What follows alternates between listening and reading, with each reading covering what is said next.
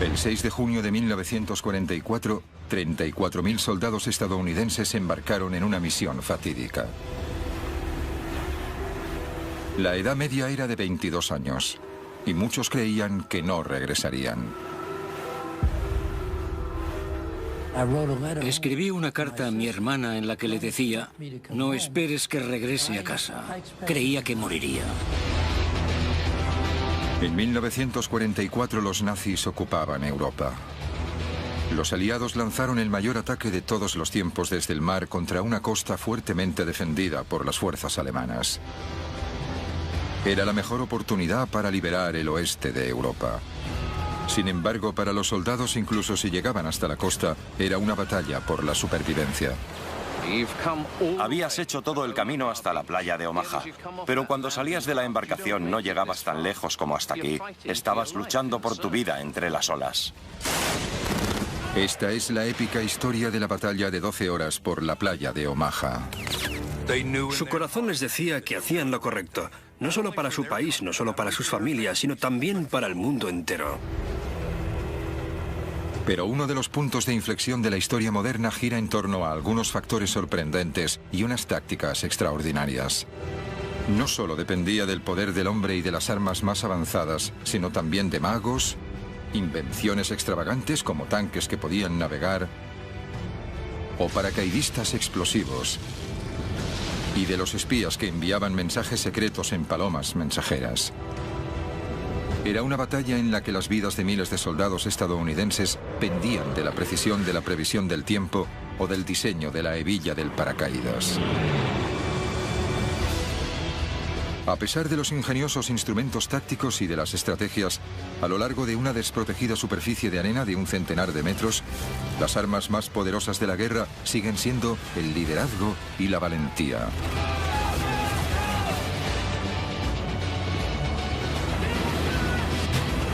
El día de ¿quién sobrevivió y por qué?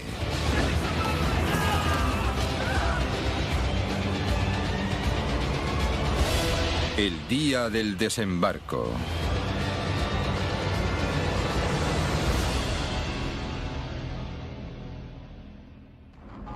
Cinco años después de que estallara la Segunda Guerra Mundial, el futuro de Europa pendía de un hilo. Los nazis habían ocupado la Europa continental. Estados Unidos, junto con sus aliados, encabezaba la lucha. Eran las 6 de la mañana en la costa francesa. 8 compañías de soldados estadounidenses, la primera oleada, esperaban para entrar en combate. Mientras se acercaban a la playa del desembarco con el nombre en clave Omaha, centenares de hombres rezaban sabiendo que lo que les esperaba era un muro de armas, una zona de exterminio y posiblemente la muerte. Entre ellos estaba Hal Baumgarten, un joven de 19 años. El barco estaba muy tranquilo. Sabían a lo que se iban a enfrentar. Como casi todo el mundo en la embarcación, el día D sería la primera vez que Hal entre en combate. Aunque ahora no tenía ni idea, en las próximas 12 horas, la vida de Hal dependería de lo que había comido en el desayuno. La física del agua. Y un fragmento de madera de 5 centímetros.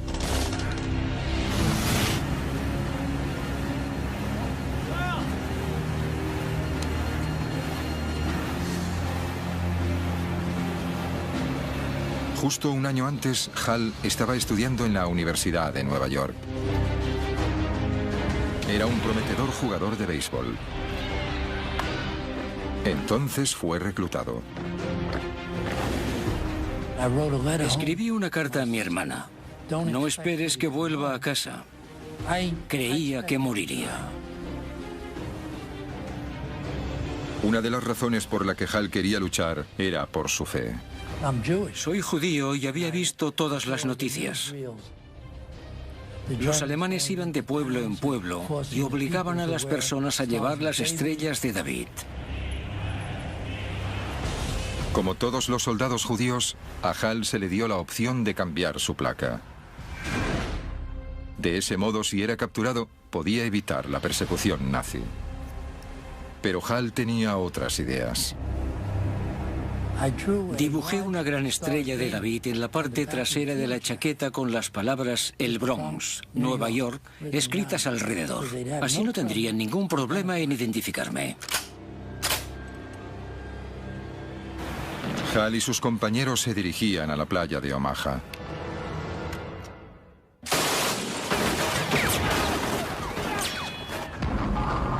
Unos 1.200 alemanes estaban atrincherados con vistas a la costa. Estaban armados con la nueva y devastadora arma de los nazis, la MG-42, el arma de fuego más rápida del mundo.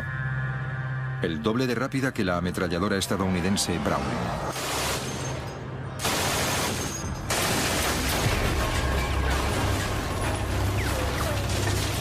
La MG-42 era tan rápida que no se podían escuchar los disparos por separado.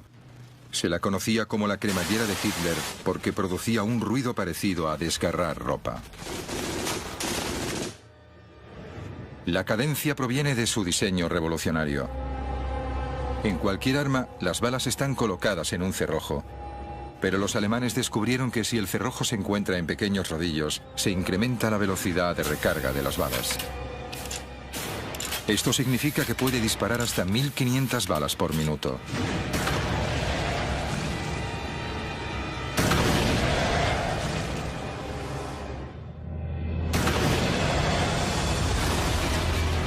Eso eran 25 proyectiles por segundo dirigiéndose a una velocidad de 3.200 kilómetros por hora hacia el barco de Hal. Pero aquí no había solo una MG-42, había 5. Eso significaba que el bote de sal podía ser alcanzado por 125 proyectiles cada segundo. Cuando un soldado usa tácticamente esa ametralladora del modo correcto, es una verdadera pesadilla. Una de las primeras cosas que tienes que hacer en el combate es buscar la ametralladora del enemigo e inutilizarla. Inutilizarla inmediatamente. Hal y los otros hombres debían inutilizar esas armas.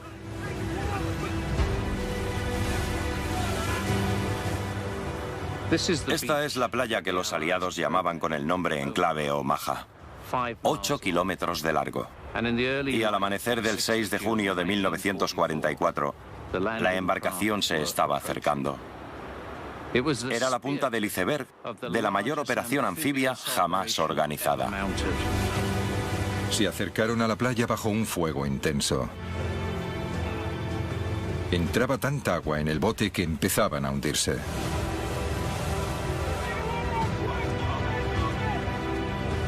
Y los bandazos desencadenaron otro problema: los mareos.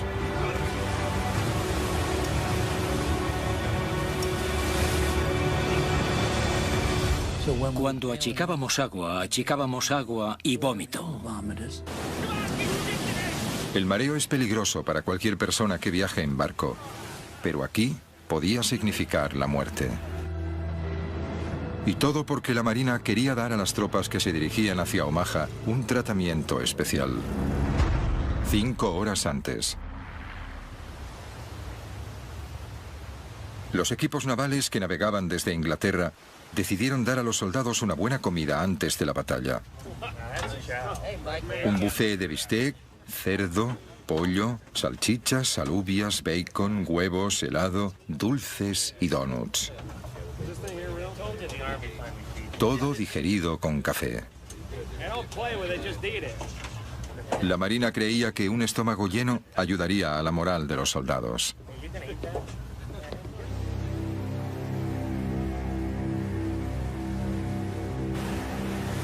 Hal se saltó el desayuno y solo comió una barrita de chocolate. Para los demás, el festín había sido la última comida de los condenados a muerte. Diría que el mareo afectó al 60% de sus capacidades de lucha. Al llegar a la playa de Omaha, muchos estaban debilitados. Y ocurría en el peor momento.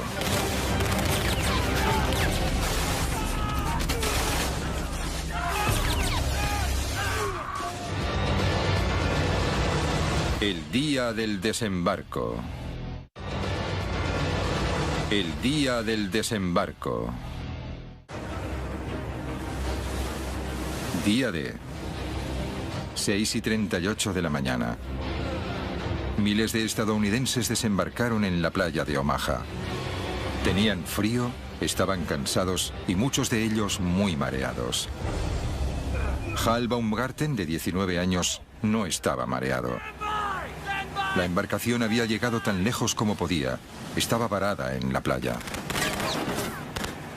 Cuando la rampa bajó, fue la señal para cada arma en esa playa para que apuntaran a la salida de la pequeña embarcación.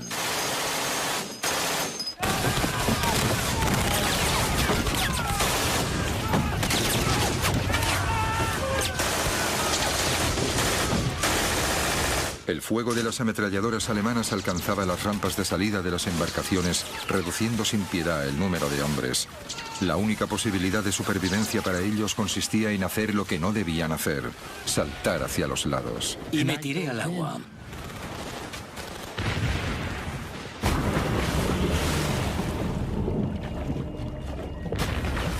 Mareados y con un equipamiento que pesaba 45 kilos, los hombres desesperadamente saltaron al agua que alcanzaba los 3 metros de profundidad. Bob Sales quería ser soldado desde pequeño. Pero antes siquiera de haber disparado un solo tiro, Bob se estaba ahogando por el peso de la chaqueta de asalto, la munición y la radio. Cuando entré en el agua, me hundí hasta el fondo. Sentí que me estaba ahogando. Y entonces fue cuando me entró el pánico, porque el agua era profunda.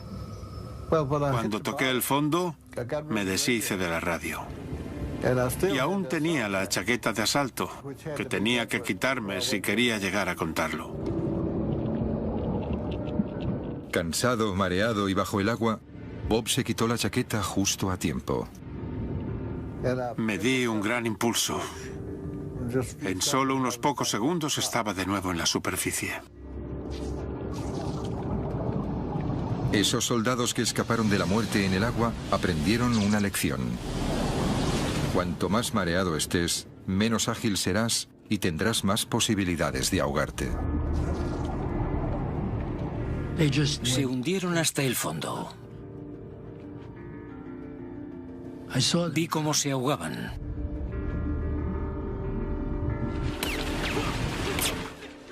Hal solo comió una barrita de chocolate para desayunar y no estaba mareado. Pero como todos los soldados que no se habían ahogado, se enfrentaba a otro peligro en el agua. El incesante torrente de proyectiles que se dirigían hacia ellos a 900 metros por segundo.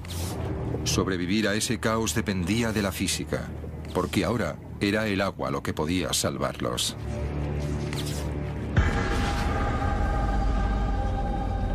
Este lado de aquí. Bien, manos a la obra. Charlie Adcock es un experto en balística que está llevando a cabo un experimento para descubrir qué pasa cuando los proyectiles de una MG-42 golpean el agua, y usa tecnología del siglo XXI para hacerlo. Lo que tenemos aquí es una cámara de alta velocidad. Va a ralentizar el tiempo unas 120 veces. Ben va a disparar su MG-42, que es un arma automática que fue disparada contra los soldados en Omaha. Y vamos a ver qué es lo que pasa con las balas que viajan a una velocidad de 900 metros por segundo. ¿Qué pasa si no se detienen en el tanque? Que se van a salir del tanque y tendremos que tapar el agujero y volver a intentarlo. Bien, carga el arma. Ahora tira fuerte de la palanca.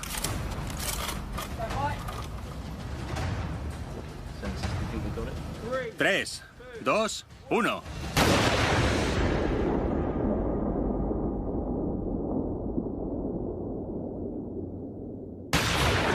La resistencia del agua es tan grande que detiene los proyectiles a menos de 1 metro. Básicamente, ha pasado de ir a 900 kilómetros por segundo a 0 en 1 metro, como máximo. En la playa de Omaha, el margen entre la vida y la muerte era de solo unos pocos centímetros. Si los proyectiles golpeaban el agua a 30 centímetros, estabas muerto. A 1 metro o más, estabas a salvo.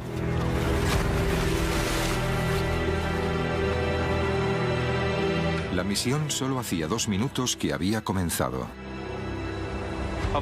De los 1.450 soldados que llegaron con la primera oleada a la playa de Omaha, se estima que más de un tercio fueron bajas durante la primera hora.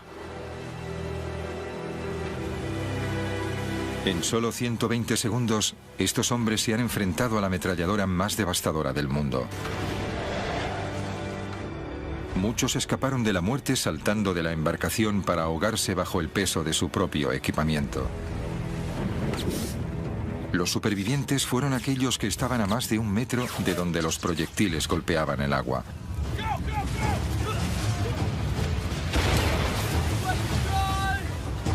Hal Baumgarten estaba entre los afortunados. Seguía vivo 2 minutos después de haber desembarcado en la playa de Omaha. Era un panorama horrible. Era surrealista porque el agua estallaba a mi alrededor. Los proyectiles iban cayendo. Las minas se detonaban. Había gente que salía despedida por el aire. Pero no había llegado mi hora. Los primeros 2 minutos de Hal en la playa de Omaha fueron duros.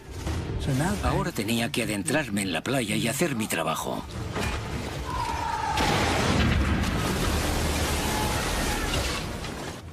Eran las 6:42 de la mañana, 10 minutos después del desembarco.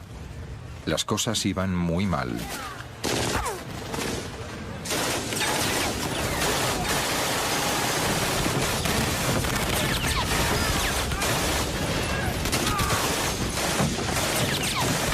Centenares de hombres fueron abatidos o heridos en la primera oleada de la invasión. Muchos otros chapoteaban en el agua y aún no habían alcanzado la zona más difícil, la playa.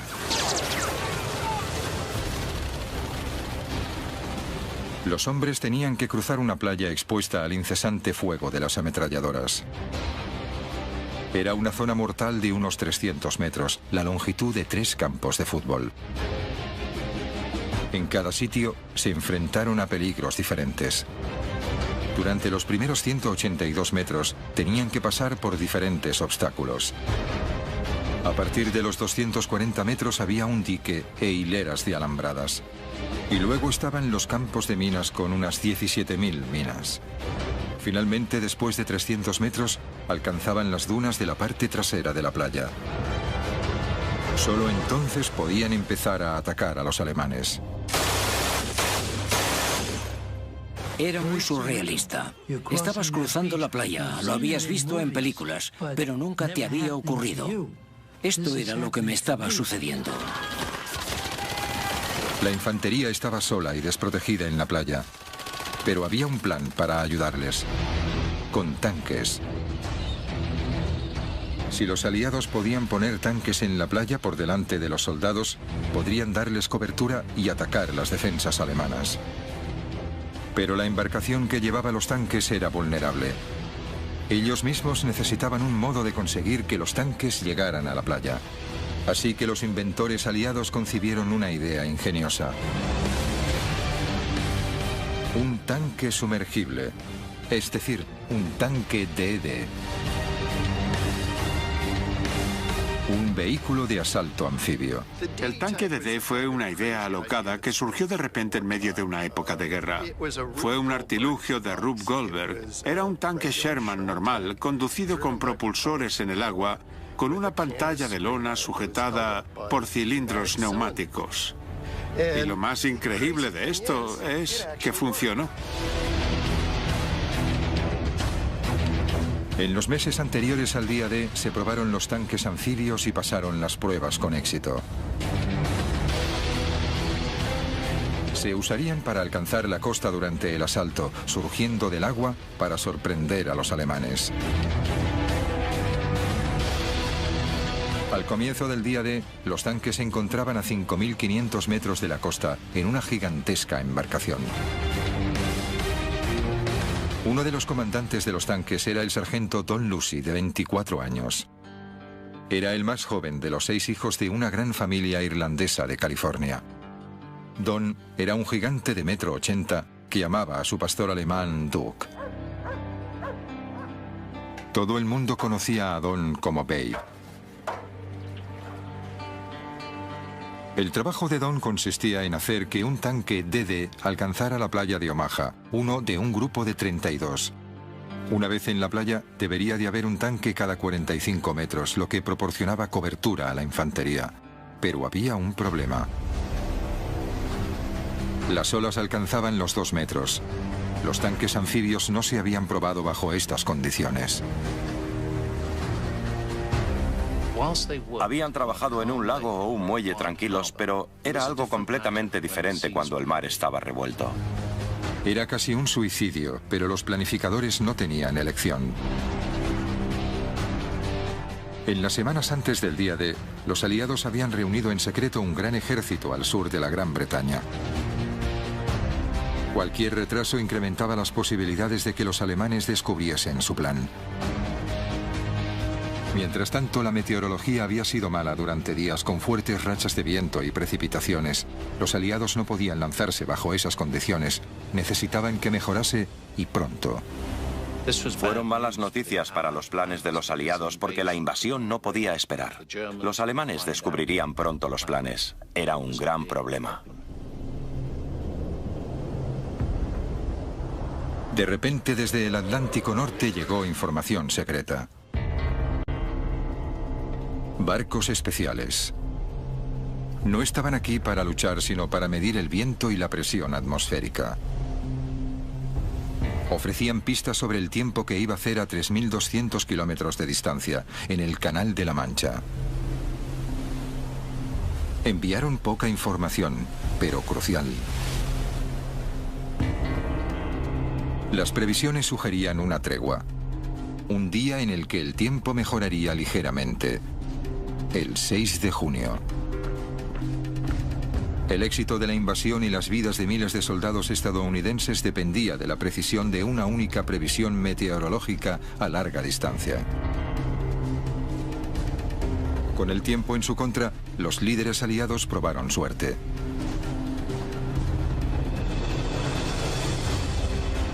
El 6 de junio el tiempo mejoró, pero los mares aún estaban revueltos. Entre estas olas, a 5 kilómetros de distancia de la costa, la embarcación de Don Lucy envía los tanques DD.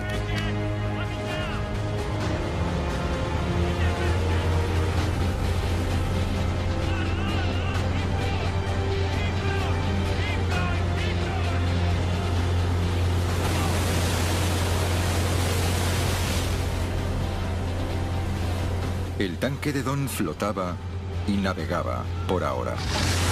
Pero la lona no estaba diseñada para resistir olas de 2 metros. Casi de manera inmediata, el agua empezó a entrar a través de la lona. Y la tripulación empezó a achicar agua no solo para salvar el tanque, sino también para salvar sus propias vidas.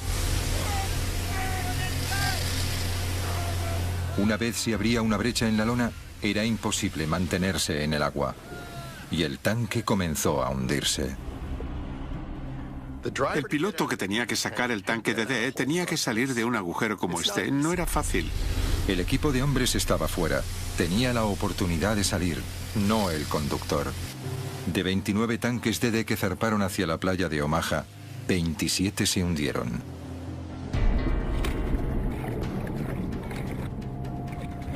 De los otros tanques que alcanzaron la playa, la mayoría fueron destruidos. Como no estaba en el tanque, Don Lucy escapó. Pero los otros 33 miembros del equipo no tuvieron tanta suerte. El fracaso de los tanques DD anfibios al no poder llegar a la costa significó que los hombres de la playa de Omaha dependían de ellos mismos. Ahora debían luchar solos y apoderarse de las inexpugnables posiciones sin tanques que los protegieran. Nos tenían que encabezar por la playa, pero no llegó a ocurrir. En la playa, el recuento de víctimas seguía aumentando.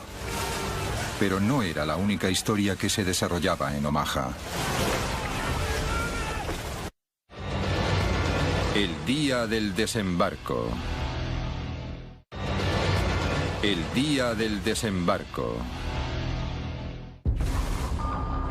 7 de la mañana del día D. media hora después de que empezaran los desembarcos en la playa de Omaha. El joven recluta alemán de 18 años, Franz Göckel, había estado disparando sin cesar a las tropas estadounidenses desde que empezó la invasión aliada.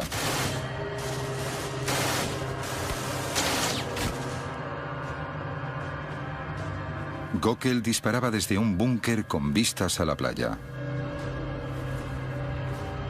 Era parte de una red de 14 posiciones fortificadas construidas en lo alto de las dunas. Un producto de las previsiones militares alemanas. Pero cómo Göckel y los búnkeres llegaron hasta aquí se debe a una batalla de la inteligencia en el que estaban involucrados un mago británico poco conocido y uno de los mayores tácticos militares del mundo. Göckel fue uno de los 20.000 soldados que tenían que defender Normandía. Justo un año antes estaba trabajando para la empresa de su padre cerca del Valle del Ruhr, arreglando tejados dañados por las bombas aliadas. Pero como otros alemanes, fue llamado a filas en la máquina de guerra de Hitler, 6 meses antes.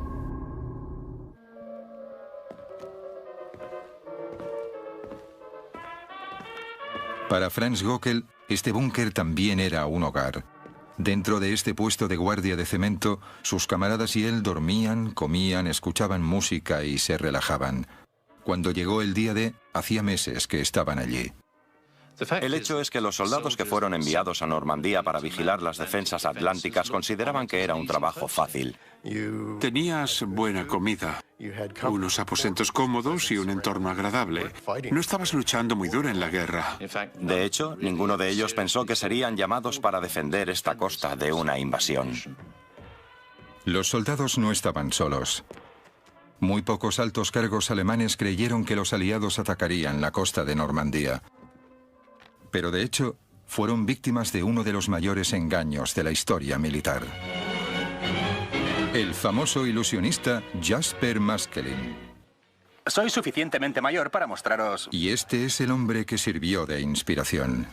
Si me disculpáis, tengo que tomarme la medicación. Jasper Maskelyne era un conspirador e ilusionista profesional. Jasper Maskelyne venía de una familia de magos, de una larga línea, de una dinastía, si lo preferís, que fue muy famosa en la época victoriana. Cuando estalló la guerra, Maskelyne quería usar sus habilidades mágicas para ayudar en la lucha contra los nazis. Y aquí está. Se le cita diciendo que si se puede engañar a la gente en el teatro mientras centraba toda la atención bajo los focos a poca distancia del público, creyó estar seguro de poder engañar a los observadores alemanes a varios kilómetros de distancia. En 1941, durante la campaña aliada en el norte de África, Maskelyne tuvo la oportunidad de ayudar en la guerra por primera vez. Se unió a un grupo secreto llamado A-Force para desarrollar tácticas militares de cobertura.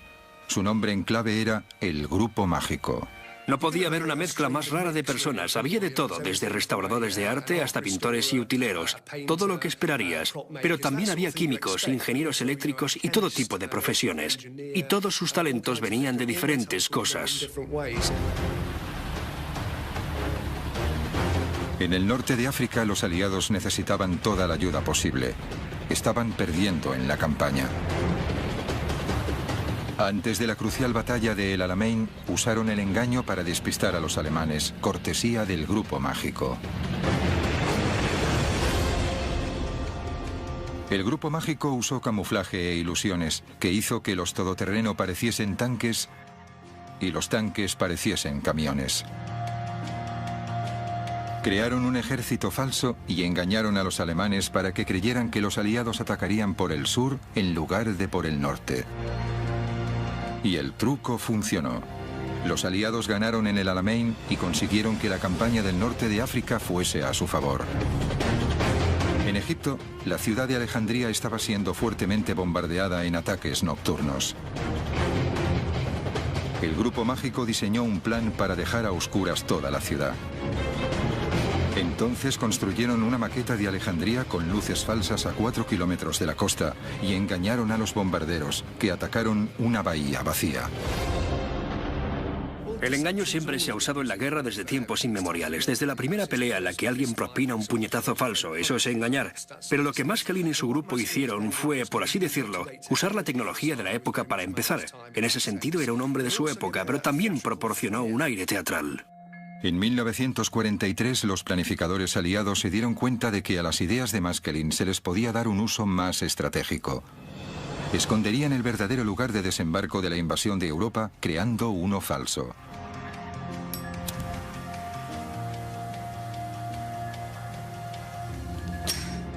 Los aliados querían invadir las playas de Normandía, pero para reducir las defensas alemanas elaboraron una táctica compleja al sugerir cruzar el Canal de la Mancha por la zona más estrecha, el Pas de Calais.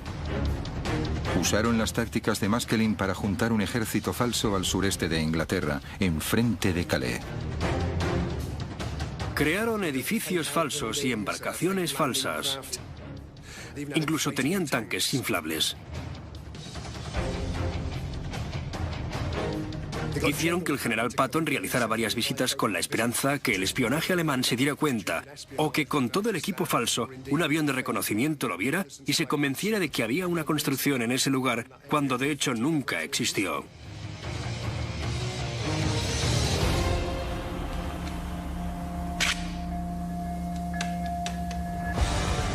Los alemanes cayeron en la trampa de los aliados. En los meses anteriores al día D, el mando nazi desplazó la mayoría de sus divisiones de tanques y gran parte de su infantería de Normandía hacia el Pas de Calais, a 240 kilómetros de distancia. El engaño de los aliados funcionó perfectamente. Los alemanes dejaron parte de una división para defender la playa de Omaha. Franz Gockel pertenecía a una pequeña fuerza de 600 hombres, pero no por mucho tiempo.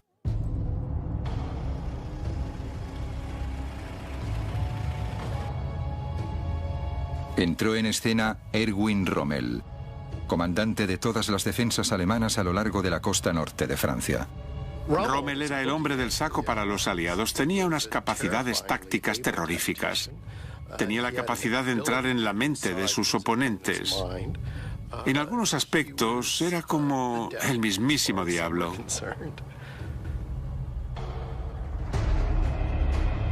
La reputación de Rommel se debe principalmente a que luchó en el desierto con recursos mínimos. Y venció a los aliados una vez tras otra. Rommel no era el típico soldado. Disfrutaba haciendo fotografías. Le gustaban los animales, en especial su mascota Ajax, un teckel. Incluso tocaba el violín. Y lo más importante, era un maestro estratega y un comandante habilidoso.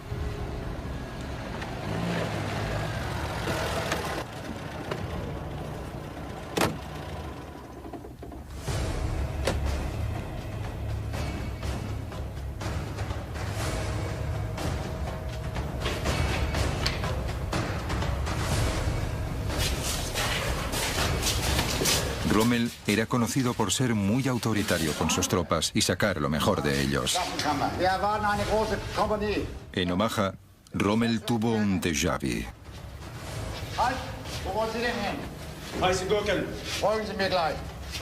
Rommel llegó a Omaha y tuvo algún tipo de revelación.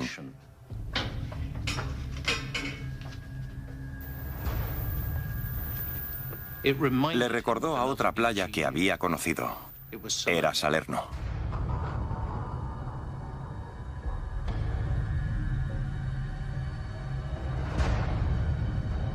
Salerno era la playa en la que los aliados invadieron con éxito Italia en 1943.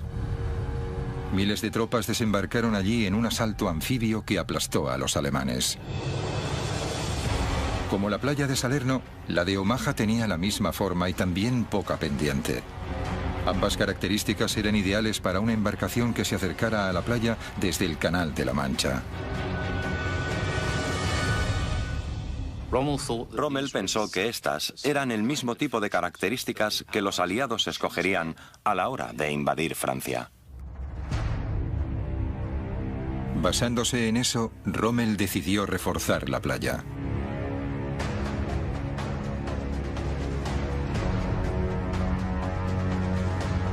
Durante los siguientes meses, la playa de Omaha sufrió una transformación. Los búnkeres se mejoraron para convertirlos en fortificaciones. En apenas 6 meses, Rommel incrementó el número de obstáculos defensivos en la playa hasta los 3.700, uno cada 2 metros. Y luego envió más tropas a Omaha, muchos veteranos de guerra, doblando el número de defensores hasta los 1.200.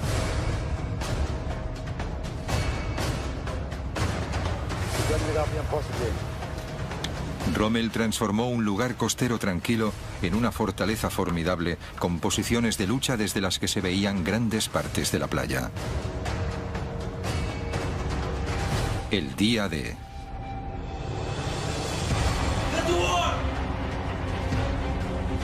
El 6 de junio de 1944 se confirmaron las sospechas de Rommel.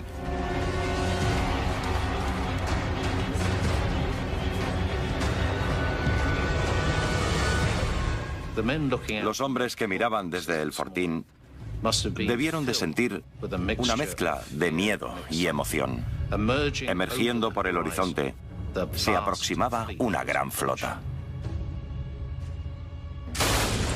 Las 7:05. Había pasado más de media hora desde el comienzo de la mayor invasión anfibia de la historia. Desde las nuevas fortificaciones reforzadas, Franz Göckel disparaba tan rápido como le permitía su arma. No sabía cuántos hombres había matado hasta que los cuerpos empezaron a ser arrastrados a la playa. Era el día D y la muerte se decidía en un combate de ingenio. Inicialmente, los aliados consiguieron ocultar el lugar del desembarco a los alemanes. Pero las tácticas de Rommel eliminaron cualquier ventaja que hubieran ganado gracias a este engaño, con consecuencias devastadoras. Ahora, Hal Baumgarten estaba al comienzo de la zona mortal de la playa de Omaha. En medio del caos, Hal vio a Robert Garvett, su mejor amigo en el ejército.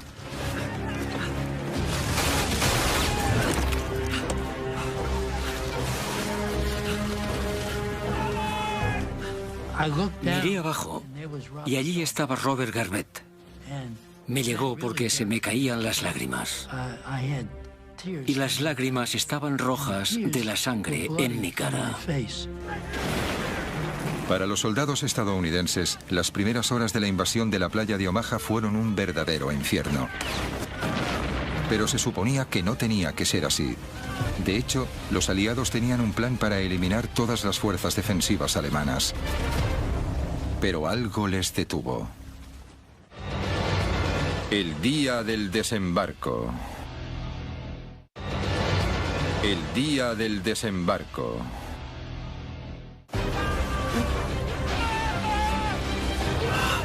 Hal Baumgarten era un soldado de 19 años del Bronx. Inició el día D pensando que moriría. Ahora, 30 minutos después de que empezara la invasión, está completamente convencido de que lo hará. Eran las 7:10. Hal estaba al principio de una gran zona mortal de 300 metros en la playa de Omaha.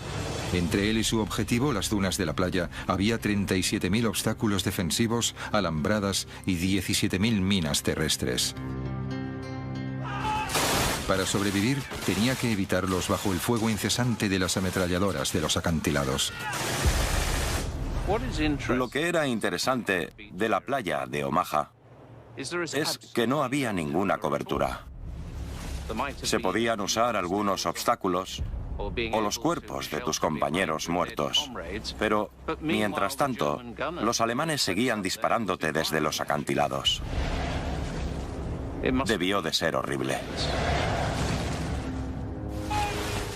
Hal debía correr sin ninguna cobertura para el fuego. A su alrededor no solo había violencia y muerte, sino también locura. Vio a un soldado que conocía. No llevaba casco. Tenía un agujero en la parte izquierda de su frente. Su pelo estaba manchado de sangre.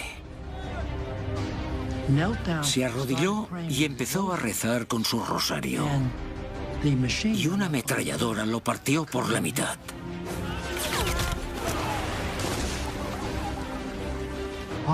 Fue horrible. Era difícil ver partes de cuerpos de personas que conocíamos. Se podía oler la carne quemada. Había hombres que gritaban a sus madres. Era una escena horrible. Una escena horrible que estaba a punto de empeorar. Entre los otros testigos del caos había un joven médico, Virgil Mounds.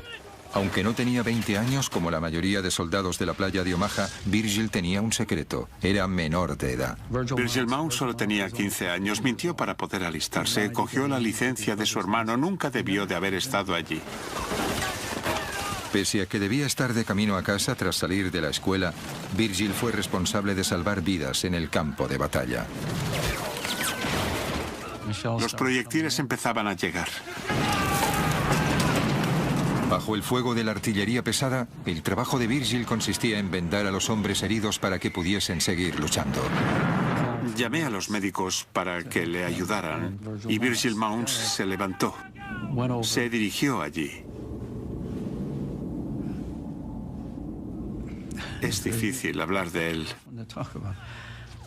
Vino para intentar curar al hombre herido. Entre tanto, los proyectiles seguían llegando. Los alemanes disparaban cada minuto a los soldados en la playa. Cuando la bomba explotaba, se rompía en miles de fragmentos, algunos pequeños y otros grandes. Estos viajaban a una velocidad de 2.700 metros por segundo, devastador para soldados cercanos.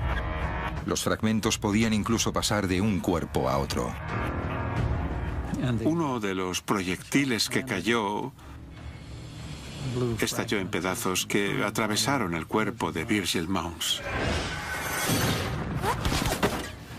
Mounds murió al instante.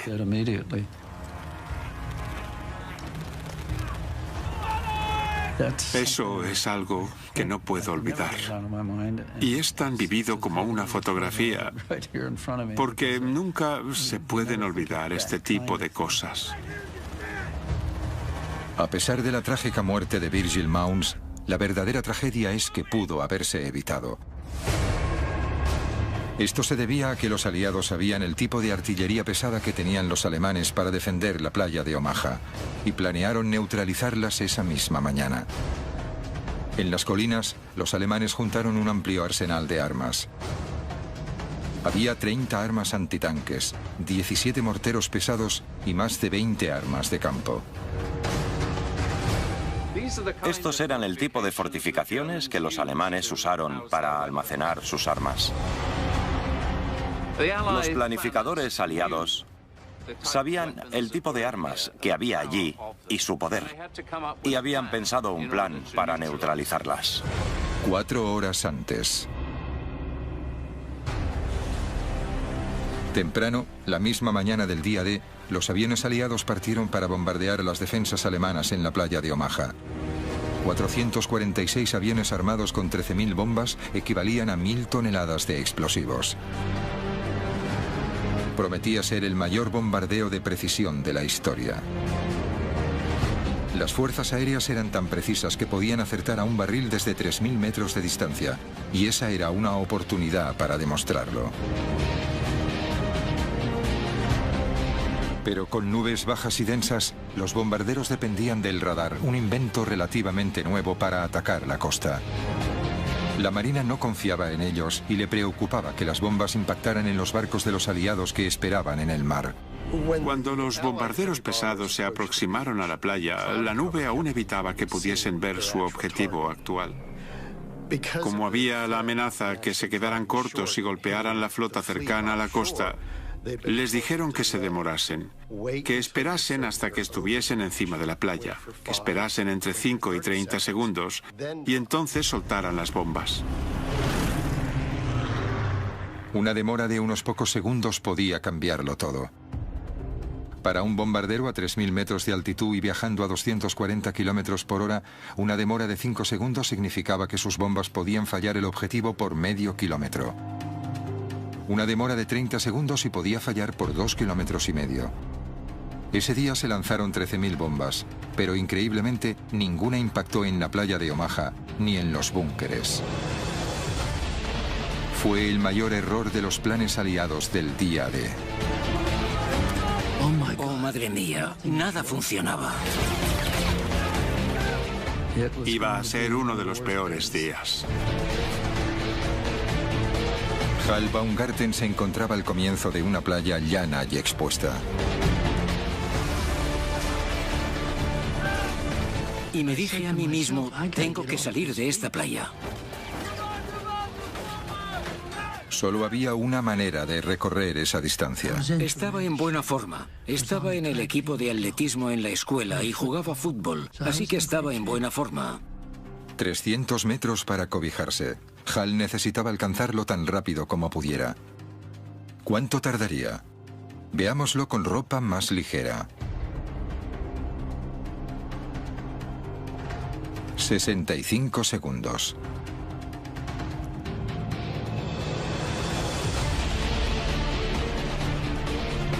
Pero los soldados de Omaha llevaban 45 kilos de equipamiento, cargaban con el rifle y la munición y estaban empapados.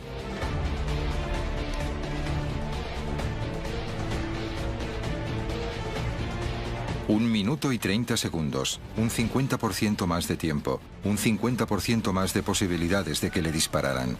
Pero Hal estaba decidido. Tampoco tenía alternativa. Inició una carrera traicionera a lo largo de la arena. Estaba pensando, ¿qué sentiré cuando una bala me atraviese? ¿Qué se siente cuando te disparan?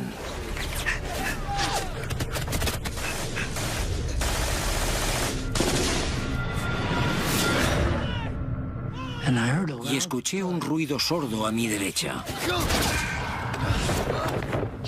Así que me tiré en la arena detrás del erizo. Esperaba que fuese mi brazo o mi pierna, no mi cuerpo. Giré mi rifle.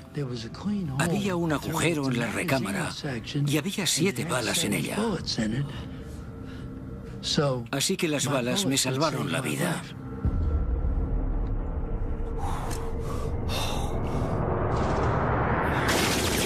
Salvado por una recámara. Un gran golpe de suerte.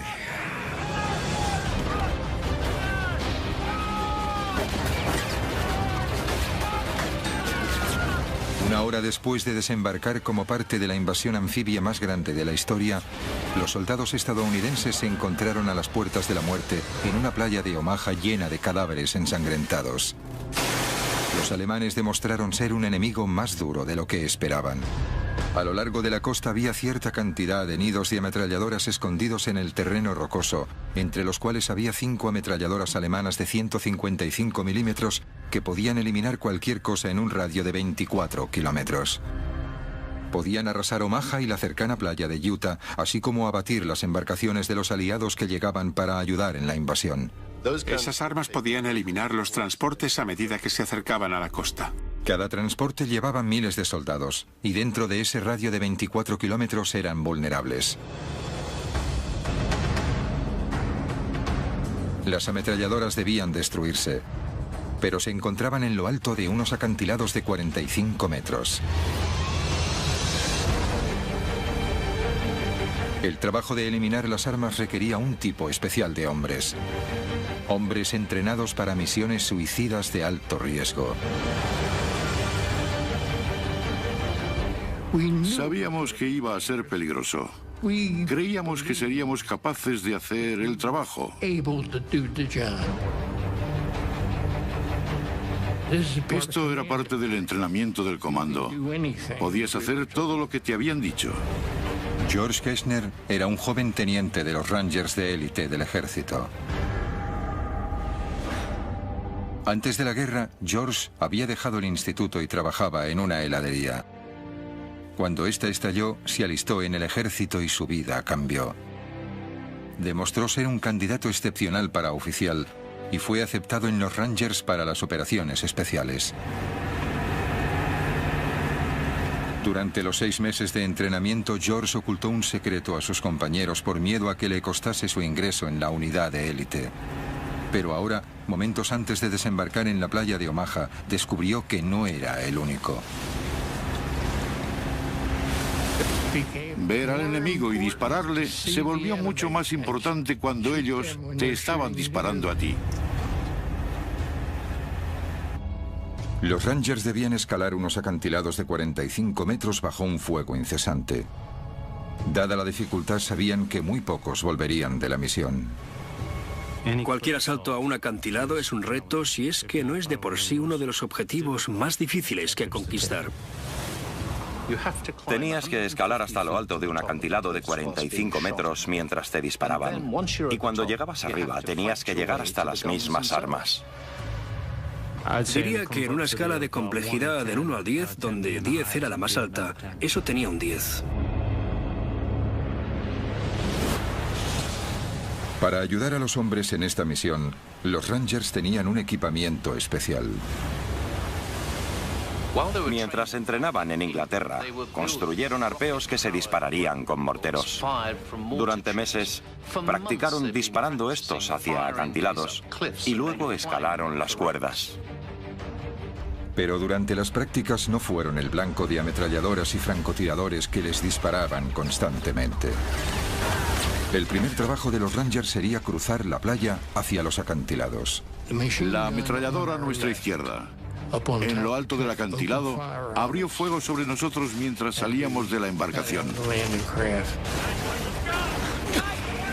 E hirieron a 2 hombres cerca de mí. De gravedad. Me dispararon en el costado. Y el médico miró y me dijo, te lo vendo y estará bien. No ha dado en nada importante. Nunca lo conseguiremos. Me giré y dije, esto es un gran error. Nunca conseguiremos subir esos acantilados. Mientras los proyectiles volaban por encima de ellos, los Rangers devolvieron el fuego. Montaron su arma secreta, el arpeo propulsado por cohete. Pero en el momento clave, el lanzamiento falló.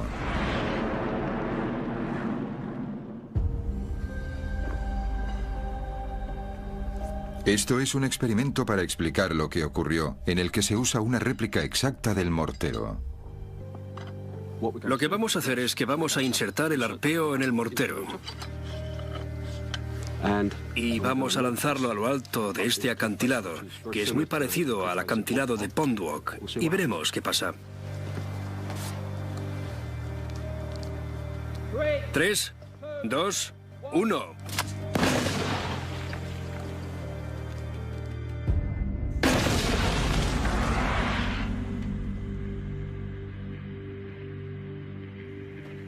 Igual que los morteros del entrenamiento de los Rangers, este lanza el arpeo y la cuerda por encima de los 45 metros de los acantilados. Pero en el día D, en Pond Walk, había una diferencia crucial. Esa mañana, los Rangers esperaron 3 horas en la embarcación antes de ir a la costa. Durante ese tiempo, las cuerdas se empaparon de agua del mar. Lo que haremos es mojar esta cuerda con agua para reproducir las condiciones que se dieron ese día.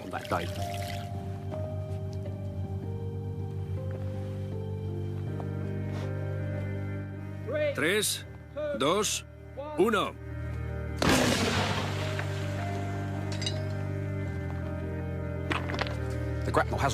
El arpeo no ha ido muy lejos. Es obvio que el hecho de que la cuerda esté mojada ha reducido la velocidad del arpeo en el aire.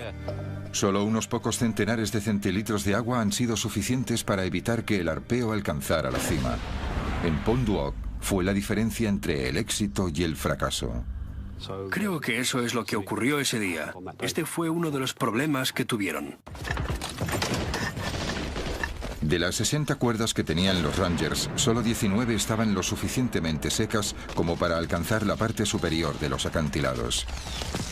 Kersner fue uno de los que subió las cuerdas inmediatamente. Solo me puse... Aunque la cuerda estuviese mojada, no me preocupaba. Posiblemente estuve subiendo unos 15 o 20 segundos.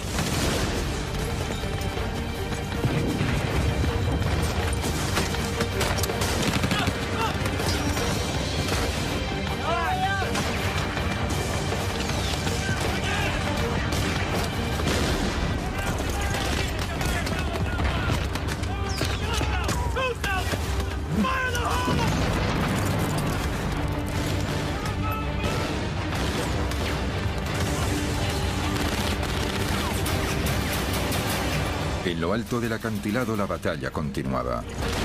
Abriéndose paso, los Rangers supervivientes luchaban por alcanzar las armas. Finalmente las encontraron. Pero Kershner y sus camaradas estaban a punto de ver algo que les sorprendería. Los Rangers habían luchado a través del fuego de las armas pesadas y hubo 20 bajas hasta llegar allí. Todo para descubrir que los alemanes les habían engañado. No había artillería, solo unos cuantos postes telegráficos.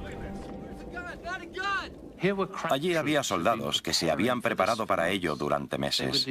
Estaban decididos a tener éxito. Estaban rebosantes de adrenalina y cuando alcanzaron el objetivo descubrieron que todo fue en vano. Debieron de estar hechos polvo. Ahora, los desmoralizados Rangers se daban cuenta de que se enfrentaban a un enemigo con un temible poder de fuego y que también eran habilidosos en el engaño. Un enemigo que estaba a punto de desplegar todo su arsenal en la playa de Omaha.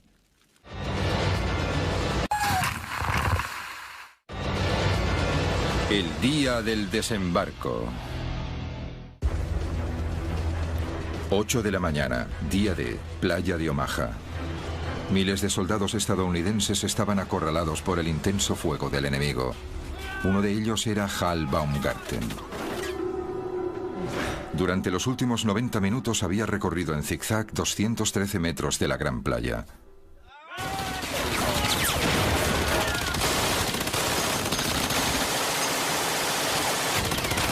Durante ese tiempo, había visto a hombres ser abatidos por las ametralladoras.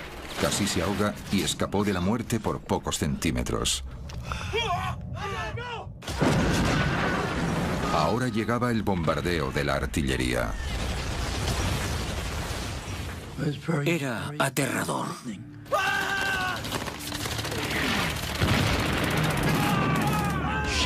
Los proyectiles daban mucho más miedo que si te dispararan con una ametralladora. Porque no sabías de dónde venían. No sabías dónde iban a caer o si tu número estaba en ese proyectil. Así que era aterrador. Pero miré hacia arriba y les maldije. Y cuando hice eso, un proyectil de 88 milímetros explotó delante de mí. Hal fue alcanzado por la explosión.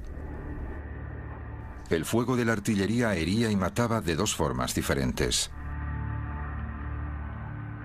Una era por la metralla, restos de metal calientes que volaban a 11.000 kilómetros por hora. Cuando un proyectil impactaba, lanzaba metralla incandescente hacia todas partes. Era como miles de balas que iban por todos lados al mismo tiempo y atravesaban cuerpos humanos con la misma facilidad que un cuchillo corta la mantequilla. La metralla era el peligro evidente de la artillería. De hecho, mi propio padre, Eric Ashcroft, fue herido por metralla cuando estaba desembarcando en otra playa, la playa de la Espada, esa misma mañana. Otra forma de matar que tenía la artillería era acústicamente, la liberación de una onda de choque.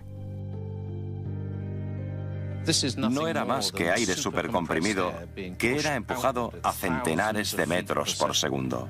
Pero para un soldado en la playa, era devastador. Era catcher y alguna vez alguno me golpeó con el bate de béisbol. Eso es lo que sentí. Ni siquiera tenía que darte. Una primera oleada de esa explosión podía destrozarte los órganos hasta el punto que podías morirte sin ni siquiera saber que te estabas muriendo. Nadie sería capaz de decir que te habían alcanzado. Aunque sobrevivió, la metralla y la onda de choque casi le arrancan media mejilla a Hal. A las 8:30, 2 horas después del comienzo del día D, el ataque de los estadounidenses a la playa de Omaha estaba desorganizado. La derrota parecía evidente. Pero tras las líneas alemanas, un grupo de valientes civiles llevaban a cabo una lucha clandestina. La resistencia francesa. En los meses anteriores al día D, la resistencia francesa empezó a incrementar la operación de espionaje sobre los movimientos de las tropas alemanas para comunicarla a los aliados. Los espías de la resistencia se centraron en particular en las nuevas defensas que los alemanes habían construido a lo largo de las playas del día D, pero era un trabajo arriesgado. Había 200.000 soldados nazis que buscaban cualquier indicio de espionaje. Así que la resistencia francesa tenía que ser creativa en su operación de espionaje. El artista Robert Dwan ayudó pintando paisajes y colocando mensajes ocultos en sus imágenes. Estaba haciendo con sigilo el mapa de las fortificaciones costeras alemanas. El miembro de la resistencia, Jean Marion, enviaba mensajes a los aliados mediante palomas mensajeras, de Francia a Londres en solo 4 horas. A medida que el día D se acercaba, los miembros de la resistencia incrementaron su actividad saboteando las comunicaciones alemanas. Destruyeron las líneas de telégrafos y volaron trenes.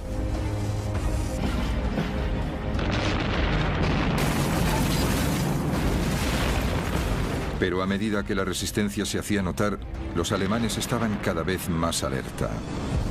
En las semanas antes del día D, los alemanes contraatacaron para vengarse. Dispararon a las palomas mensajeras.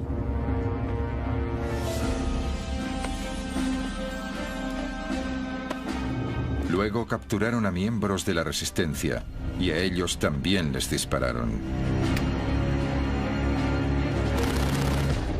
En ese momento, la resistencia ya había causado mucho daño. En la playa, sin comunicaciones, los alemanes tenían dificultades para pedir refuerzos. Solo las fuerzas aliadas pudieron abrirse paso en Omaha.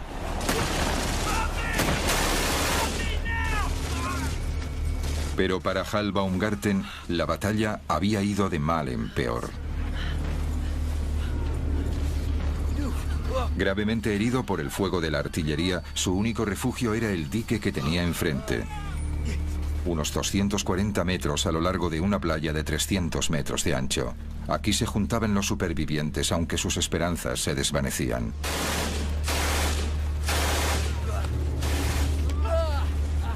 Éramos un equipo orgulloso. Estábamos bien entrenados. Estábamos bien disciplinados. Creíamos que nadie podría derrotarnos. Apilados allí había chicos muertos. Evidentemente había sangre y partes de cuerpos por todas partes. Era horrible.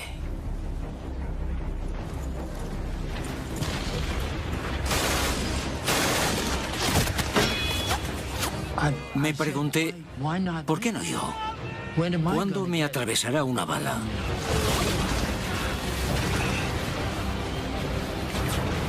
Las 9:30, playa de Omaha.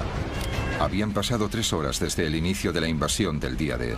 El asalto estadounidense se estaba desintegrando bajo la lluvia alemana de balas y bombas. Entre los que luchaban por sobrevivir estaba el sargento de 19 años, Bob Slaughter. Era un estudiante y no había acabado el instituto. Supongo que decidimos que queríamos tener una aventura. Y puedo decirte que tuvimos más de lo que habíamos planeado. Bob y sus compañeros estaban arrinconados en el dique y reinaba la confusión. Perdimos a nuestros oficiales, perdimos a nuestros compañeros. No teníamos ningún líder. Éramos solo un puñado de chicos como yo que hacíamos lo mejor que podíamos. Los hombres estaban asediados desde 2 flancos. Por delante, el incesante fuego de los alemanes. Por detrás, las olas que se acercaban rápidamente. A las 9:30, el mar cubría la mayor parte de la playa, lo que dejó a miles de hombres desesperados apiñados en un trozo estrecho de tierra de apenas 9 metros de ancho.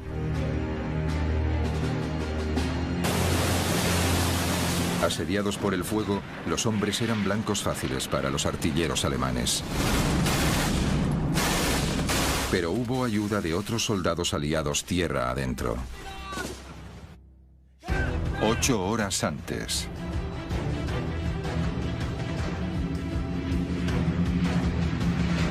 La noche antes del día D, más de 1.200 aviones partieron hacia Normandía.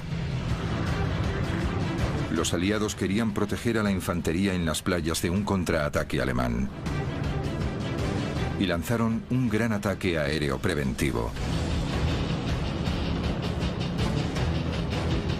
Era la primera oleada de paracaidistas. Pero no eran soldados normales. Medían 1 metro, estaban hechos de goma y llevaban bombas incorporadas. Los aliados lanzaron unos maniquís paracaidistas diseñados para engañar a los alemanes. Estallaban en llamas al aterrizar mientras las fuerzas especiales emitían el sonido de disparos a través de altavoces para simular un ataque aún mayor. Los alemanes cayeron en la trampa. Así que se enviaron a los reservas alemanes para interceptar estos muñecos explosivos. Se enviaron centenares de hombres en una dirección cuando debían dirigirse en la dirección opuesta.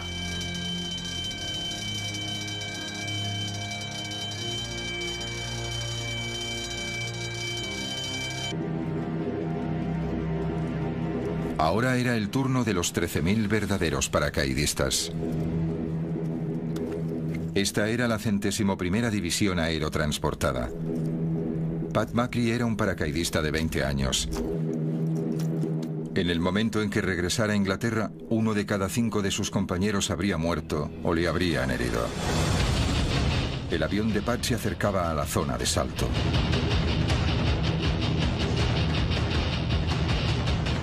El estado de ánimo cambió completamente. También el trayecto. El avión se movía mucho, era errático, giraba a la izquierda y luego giraba a la derecha, y luego la munición trazadora y el fuego antiaéreo.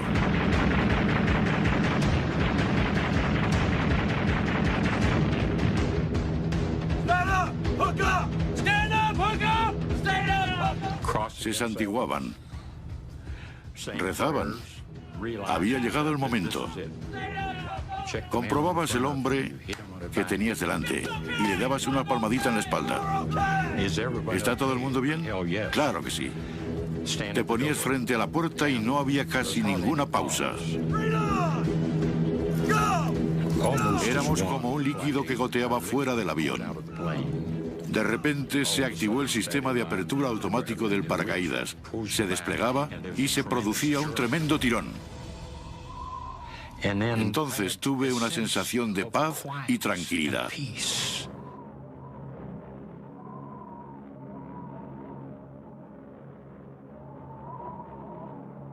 Lo que Pat no sabía es que el mayor peligro al que se enfrentaban los paracaidistas era algo que llevaban puesto. Y un plan elaborado por el comandante alemán Erwin Rommel. Para ponérselo más difícil a la división aerotransportada de una fuerza invasora, Rommel ordenó a los alemanes que inundaran centenares de kilómetros cuadrados de campo, haciendo que 2 de los grandes ríos de Normandía se salieran de su cauce.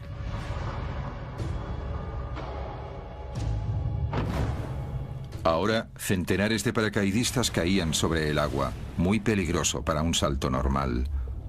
Estos soldados llevaban cada uno un equipamiento de 45 kilos. La supervivencia dependía de si podían escapar de su arnés. En el día D, los paracaidistas aliados aterrizaron en ambos lados de la cabeza de la playa.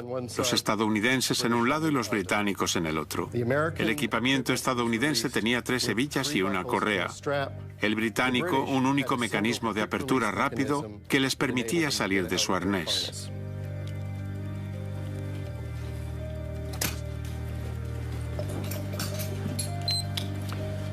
El paracaidista británico salió de su arnés en apenas 5 segundos, mientras que el paracaidista estadounidense seguía luchando para salir del suyo.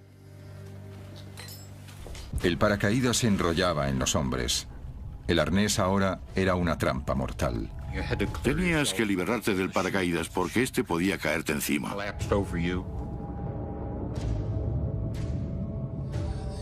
Si no hacías nada en pocos segundos, sería el fin de tu vida. No había ningún sistema rápido. Tenías que alcanzar el fondo y liberar una pierna y luego la otra. Era un peligro tremendo. De los 13.000 paracaidistas que saltaron, muchos centenares se ahogaron. Perdimos muchos soldados, buenas personas. Para muchos soldados el diseño de su hebilla era la diferencia entre la vida y la muerte.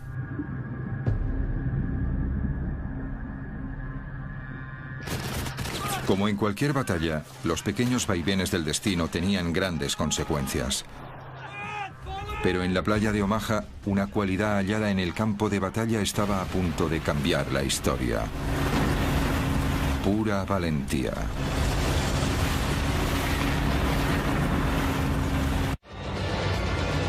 El día del desembarco. El día del desembarco. 10:30, día D. La invasión de Normandía en la playa de Omaha estaba fracasando. Miles de soldados estadounidenses estaban muertos o heridos por las balas y bombas alemanas. También por el mareo que los había debilitado antes de la batalla. Ahogados debido al peso de su equipamiento. Los tanques anfibios que se hundieron en el mar. Y los arneses de los paracaídas que no se soltaban bajo el agua. Los soldados luchaban contra muchas adversidades. En la playa, el soldado Hal Baumgarten evaluaba la situación. Creía que estábamos perdiendo, solo era cuestión de tiempo. Se me pasó por la cabeza que la invasión había fracasado.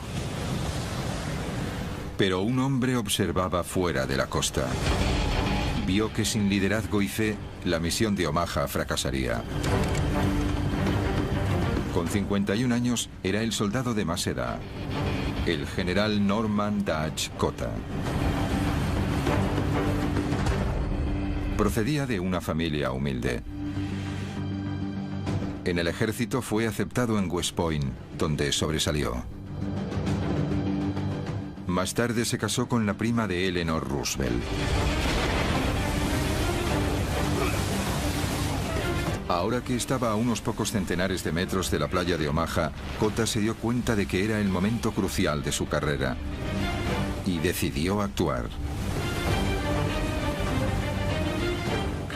Cotta sabía que tenía 3 prioridades. Una era inyectar algo de liderazgo. La segunda era sacar a sus hombres de la playa. Y la tercera era atacar a los alemanes.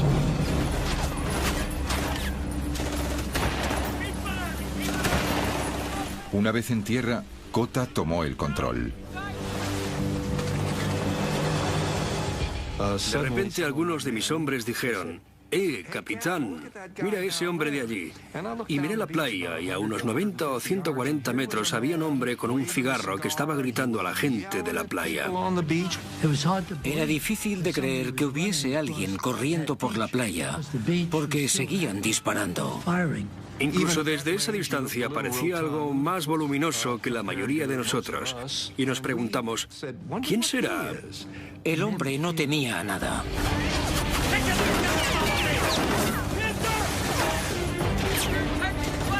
Lo que decidió en ese momento fue: bien, lo que tengo que hacer es tomar el mando de la situación porque veo muerte, destrucción y caos. Y tengo que hacerme cargo porque nadie lo hace. Cotta estaba de pie hablando, animando a la gente, transmitiendo algo de su bravura a ellos. Dijo que no podíamos quedarnos, teníamos que ir tierra adentro. Mientras se alejaba de mí, se giró y me dijo: sé que no me vas a decepcionar. Pero el liderazgo también requería estrategia. Justo detrás del dique había 2 líneas de alambres de espino. Cotta necesitaba que sus hombres los atravesasen y se dirigiesen al terreno que había detrás antes de poder atacar a los alemanes y los lugares en que estaban apostadas las armas.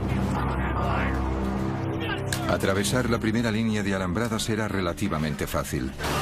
La dificultad estaba en cortar la segunda línea, 9 metros más arriba en la colina. Pero Cotta tenía una respuesta.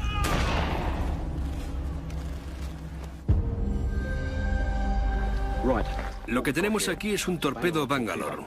Es parecido a los que los Rangers usaron en la playa en 1944.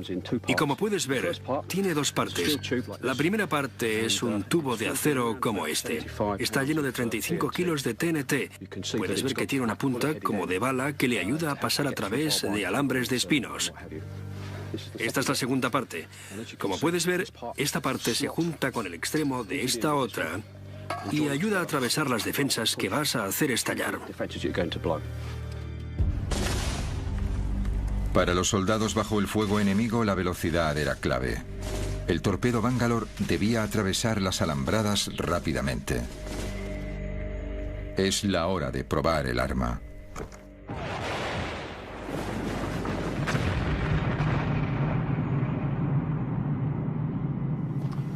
El torpedo Bangalore ha hecho pedazos un canal justo donde pasaba el alambre de espinos. De hecho, ha hecho estallar ambos lados del alambre de espino del canal. Se pueden oler los explosivos, puedes ver la decoloración y que lo ha cortado, ya no está.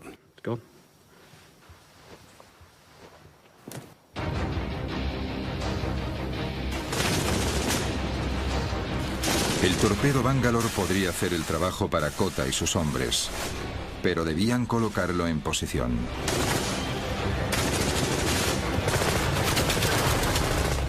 Y los primeros hombres en intentarlo fueron abatidos. La ayuda estaba mar adentro. 12 naves de guerra que eran capaces de disparar a los búnkeres alemanes para ayudar a los hombres de la playa de Omaha. El capitán de uno de los barcos, James Eames, del USS Frankfurt, quería ayudar, pero no podía. Tenía órdenes de esperar. Su trabajo no era el de salvar a los soldados de la playa, sino proteger la vulnerable flota de barcos estacionados en alta mar. De momento eso dejaba al general Kota y sus hombres a su suerte. La primera parte del plan de Kota de salir de la playa funcionó. Abrieron un agujero en la barrera de alambre de espino.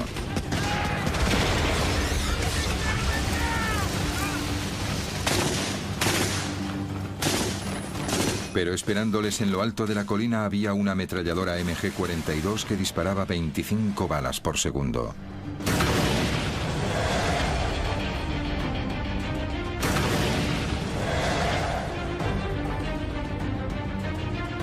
Uno de los hombres de Kota se prestó voluntario para neutralizar la ametralladora más rápida del mundo.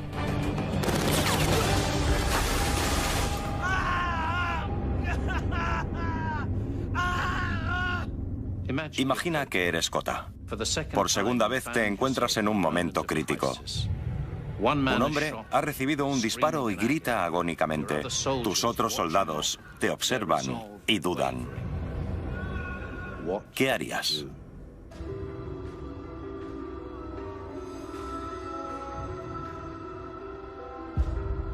Ese general sabía que estaba al mando y que necesitaba hacer que ocurriera algo, si no acabarían todos muertos.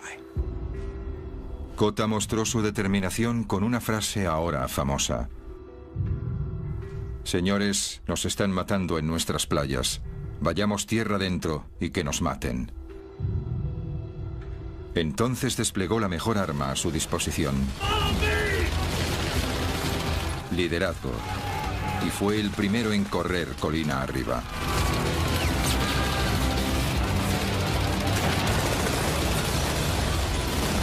La decisión de un comandante conllevó una acción que inspiró a sus hombres. Demostró ser un punto de inflexión en la batalla por la playa de Omaha.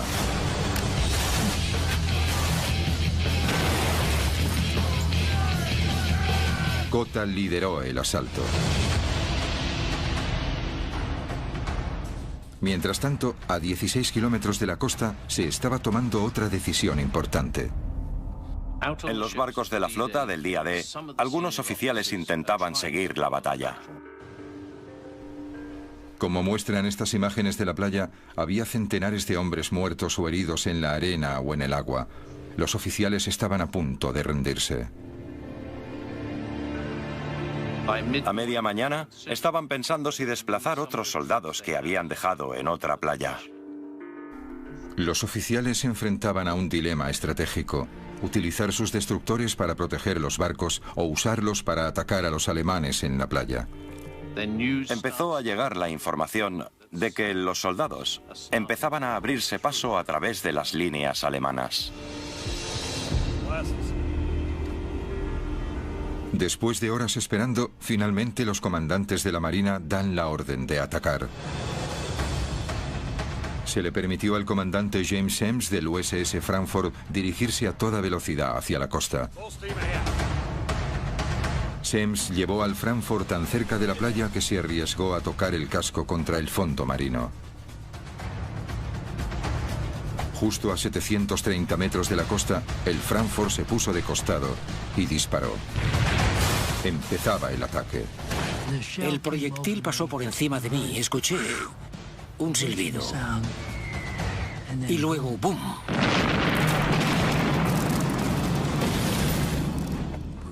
Podías escuchar el destructor. Boom, boom, boom, boom, boom, boom.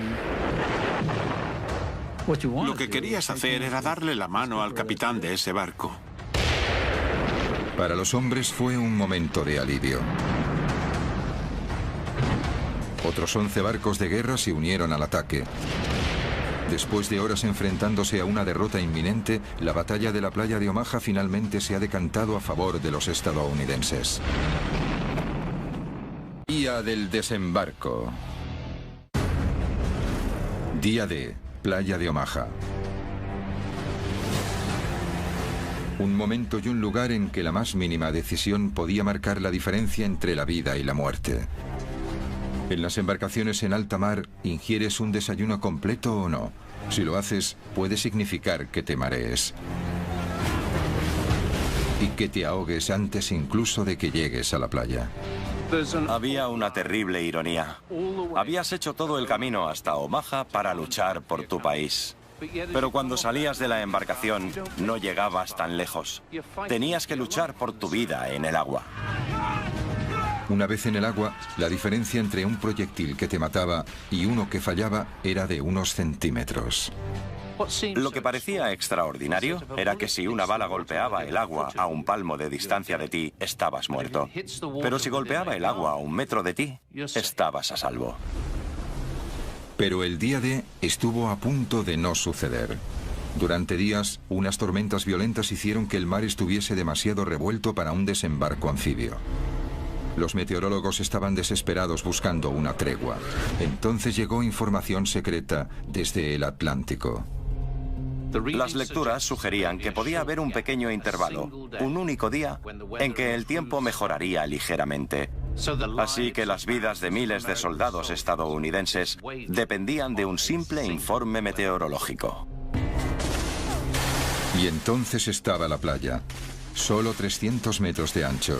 Suficientemente cortos como para cruzar en apenas 1 minuto si no fuese por esto, la MG-42. Su cadencia de disparo provenía de una pequeña pero revolucionaria innovación. En cualquier arma de fuego, las balas están encerradas en un cerrojo.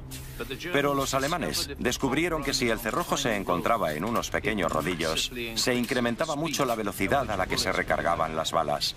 Significó que el arma podía disparar 1500 balas por minuto. La MG-42 convirtió la playa de Omaha en 300 metros de carnicería. Algunos nunca llegaron a cruzarla. Otros tardaron horas. La diferencia entre la vida y la muerte podía ser tan delgada como la culata del arma. Giré mi rifle. Había un agujero en la parte de la recámara. Y allí había 6 balas. Es decir, que las balas me salvaron la vida. Tierra adentro, una vez más, las cosas pequeñas a menudo tenían el mayor de los impactos. Un arnés de paracaídas mal diseñado provocó que los paracaidistas se ahogaran en los campos inundados. Imagina cómo fue. Llevabas un arnés que incluso en tierra seca tendrías dificultades para quitártelo. Era terrorífico. Pero en la batalla, la valentía podía superar los golpes del destino. El general Cota y sus hombres se habían abierto paso. Ese hombre no temía nada. Con el respaldo del fuego naval, abrieron una ruta por el interior. Un ejército de hombres podía por fin entrar en Francia. Y empezó la liberación del oeste de Europa. Lo que fue más sorprendente es que en los días posteriores al día D, otros 200.000 hombres aterrizaron trayendo con ellos 3 millones de toneladas de suministros. Un ejercicio logístico de lo que nunca antes se había visto y que no se ha visto desde entonces. Esta es una fotografía aérea de la playa de Omaha tomada al mediodía del día D. Había marea alta. Se pueden ver las olas golpeando contra el dique, la embarcación, tanques abandonados y vehículos en el agua. Pero entre ellos también se pueden ver centenares de puntos. Cada uno es un cuerpo, un soldado estadounidense muerto y arrastrado por el agua hasta la playa.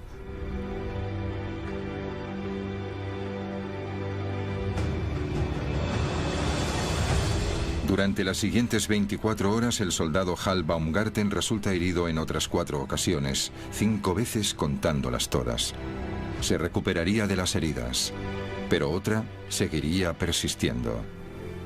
Me sentía culpable por sobrevivir porque me iba diciendo, ¿por qué yo? Mucha gente cuando reza a Dios dice, ¿por qué yo? ¿Por qué tengo esta enfermedad? ¿Por qué no me ayuda Dios? Pero en mi caso era todo lo contrario. Decía, ¿por qué yo? ¿Por qué ellos murieron y yo sobreviví? Nadie sabe con exactitud cuántos soldados estadounidenses murieron en la playa de Omaha. Los historiadores estiman más de 2.000 y al menos otros tantos heridos. Y Omaha fue solo una de las 5 playas en las que los aliados desembarcaron ese día. En total hubo unas 10.000 bajas entre los soldados aliados. También murieron 4.000 alemanes, así como 3.000 civiles franceses. El día D fue una gran causa, quizá la más grande, pero para los países involucrados tuvo un precio muy alto, con vidas que fueron muy cortas y futuros que acabaron demasiado pronto. Esos hombres siempre serán jóvenes para mí. ¿Ves? No son tan mayores como yo. Seguirán siendo jóvenes. Serán tan solo unos chicos yendo detrás de las chicas, bebiendo cerveza y pasándolo bien.